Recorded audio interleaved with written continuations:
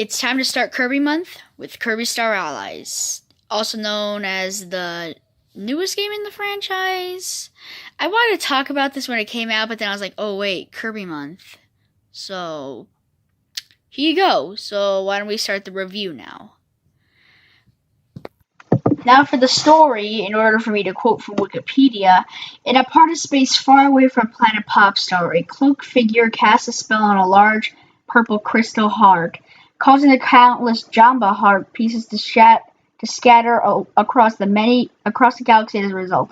Many of these pieces fall down to Dreamland, where they corrupt anyone they touch. When one dissolves on Kirby, however, it grants him the ability to throw friends' hearts that befriend anyone he touch. That's a simple story, I guess. It's not the best, but I'm not complaining or anything. But honestly though, that cutscene that you get from the beginning, I had to read from Wikipedia because I was like, so they scattered all over Kirby, I guess. I don't know.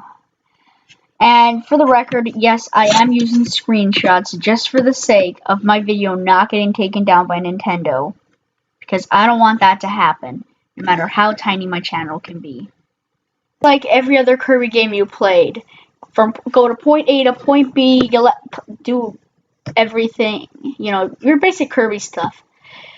That's what the gameplay is with the new friend heart mechanic.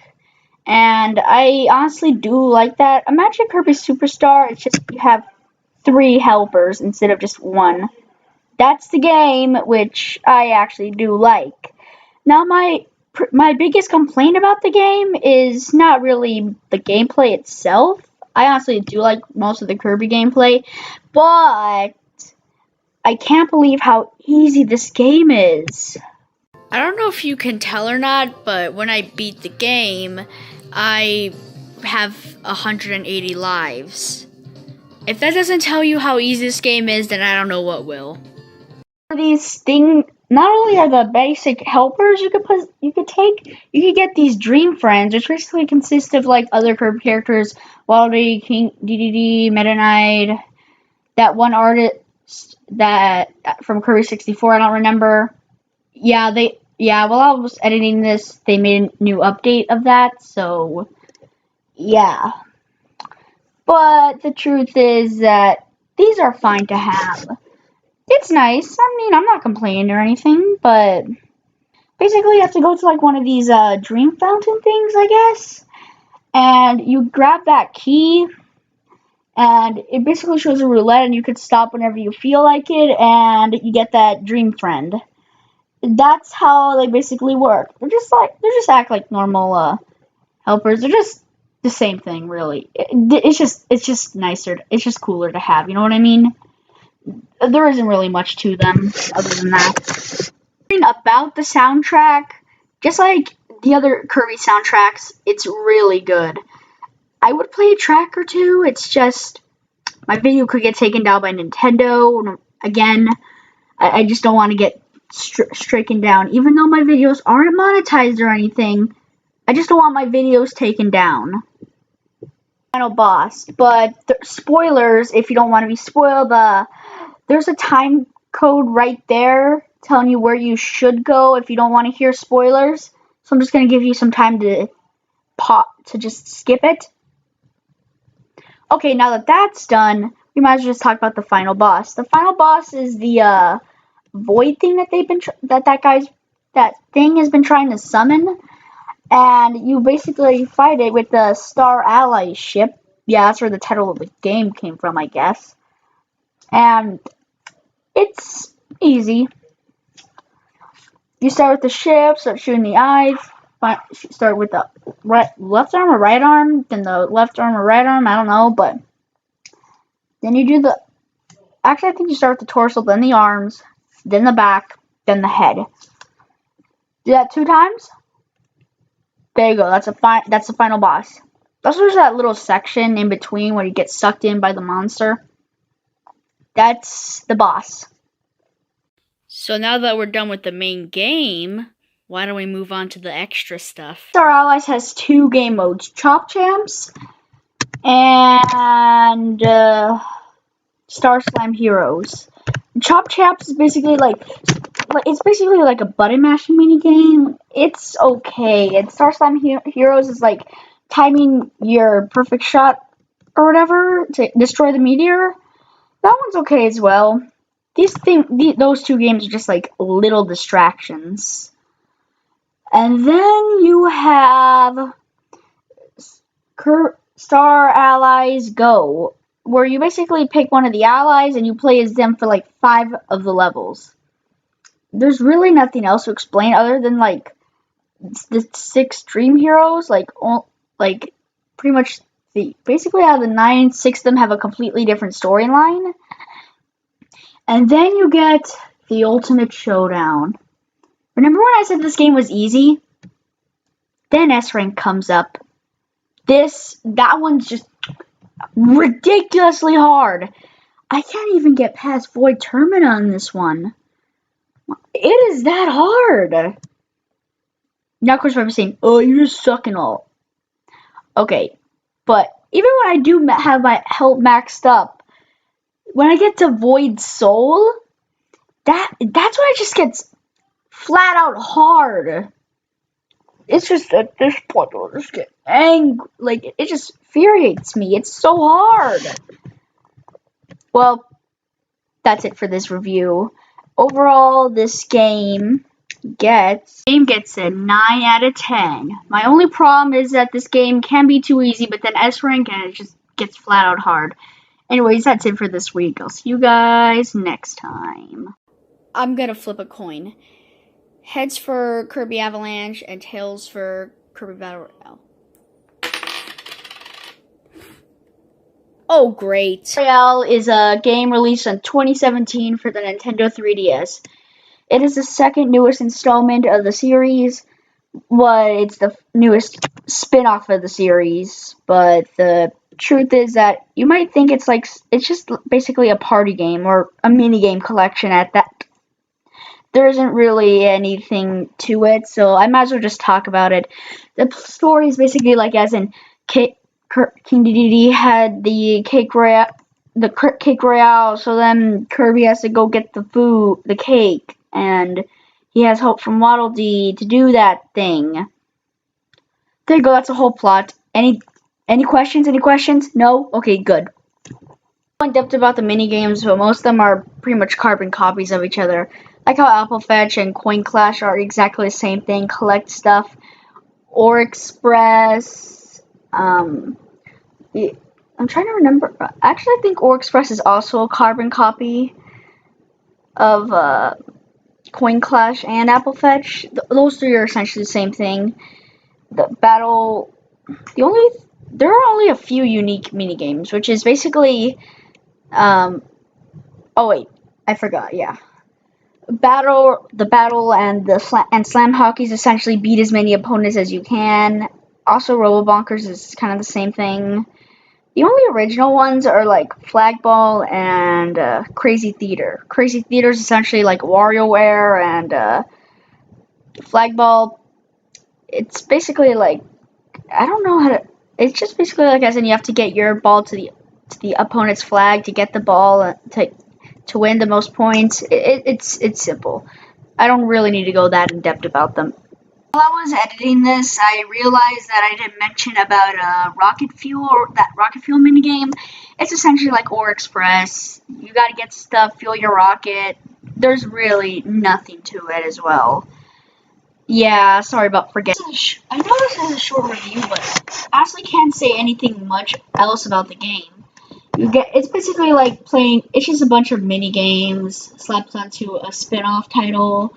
At least it has a cover, but there isn't really much. But the question I want to know is, how did we get from such a high bar to such a mediocre experience?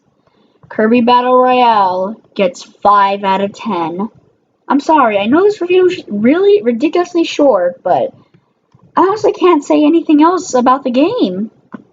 So I hope you enjoyed this video, and I'll see you guys next time. Kirby Month video, and today we will be reviewing Kirby Return to Dreamland for the Wii. Let me just say that this game is very nostalgic to me, so if I'm being kinder than necessary, then if I'm reviewing the game not a lot nicer than usual, like not as critical, then that's probably the reason why, because nostalgia might blind me, but yeah, why don't we just begin this review already? Playing Return to Dreamland is pretty similar to every other Kirby game where you go left to right, get the copy abilities. There's some new additions, like you could play as King Dedede, Waddle Dee, Meta Knight, and you could go with 3 other Kirbys. It's up to 4-player multiplayer, and then you got the Ultra abilities like the Ultra Sword, Monster Flame. They're not that special, but they're okay, I guess. And then you got the gears to collect, like there's like 4 or 5 or 6 in each level. There's 5 areas to explore in Planet Popstar, and then 2 more areas in Heldium, or something like that. Yeah, the game overall, it's your basic Kirby game. It's fun. It's not as easy as Kirby Star Allies, thankfully, but it's not that challenging. But it is still a fun game to play no matter what, because let's be real, all Kirby games are. Gameplay out of the way, why don't we just start talking about the bosses? So the bosses are like basically they're rather easy, other than Magolor's boss, which is somehow hard. But let's be real, almost all Final Kirby bosses are hard as heck. Yes, this is supposed to be family friendly, so I can't be cursing or my video will get demonetized for some reason, even though I am not suitable for monetization. Yeah, for some reason my videos can get demonetized even though they weren't monetized to begin with, and I don't have enough subscribers to join the monetization thing. I don't get it, but oh well. The bosses could be fairly easy to pretty hard, like I said, and the story is essentially like where Magolor loses his pieces for the ship, so now Kirby, King Dedede, Waddle Dee, and Meta Knight have to go get the pieces, and then it turns out Magolor is evil. And around the end of the game, you gotta fight him, you win. There's not much story, but it's there, and it's entertaining at least. Most of the gameplay and all that. So why don't we talk about the unlockables? Most of the unlockables are just like this challenge mode thing where you have to choose where you use a random Kirby ability depending on how many gears you have, and you basically like have to basically like beat it as fast as you possibly can. The other unlockables is like a weapon room, an ability room essentially. So like, get enough, you could go to get some of these abilities and some of these abilities, and that's pretty much it. And the final unlockables are the 2 sub games. One of them is the robot one, I don't remember the name of, and the other one is like I think it's like a samurai one. I don't quite remember it, but yeah, those 2 are the sub games, which they both are rather fun. There's some it's quick enjoyment, but it is still fun. They're good sub games, and I don't honestly mind them. And then when you're done with the modes, you could still play them like outside, like the story mode, and then you got EX mode. Essentially, story mode is just half of your health is split, so you play the game again as half of your health. That's all that one really is. And then you have the 2 arenas, the irregular arena and the true arena, aka with the medium hard one to the pretty much impossible hardest thing about every Kirby game. Yeah. Honestly, this is another game where I just can't beat the true arena. It's still fun and all, it's hard, okay?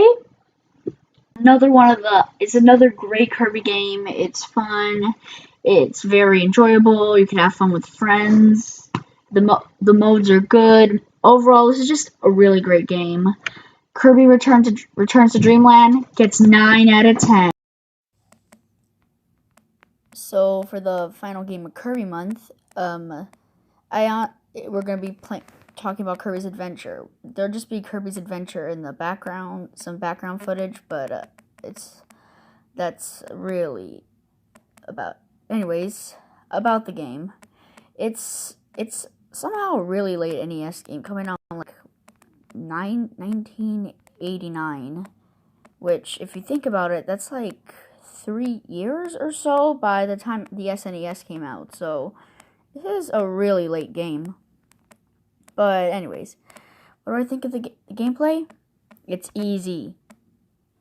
Just since Kirby can fly unlimitedly, you could just do this for the entire game. What do I mean? Here, let me show you. Just flying around the entire thing. And yes, for the record, this is on fast forward, and yeah. There we go. We could just this is like that the entire game. Pretty much. It's just like you just fly over everything, and the game just doesn't do that much.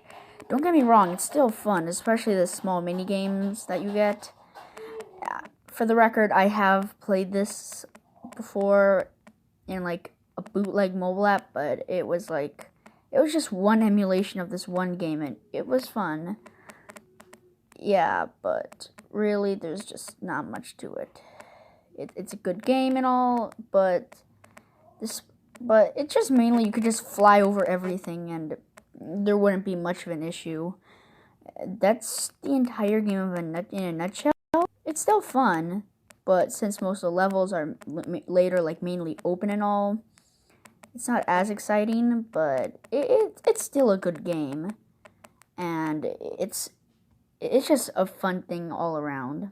Well, overall, this game deserves a 8 out of 10. Sorry for the short review, and I think I'll make something else in another day, but for now, this is all you're getting. Sorry for the quick upload, and I'll see you all next time.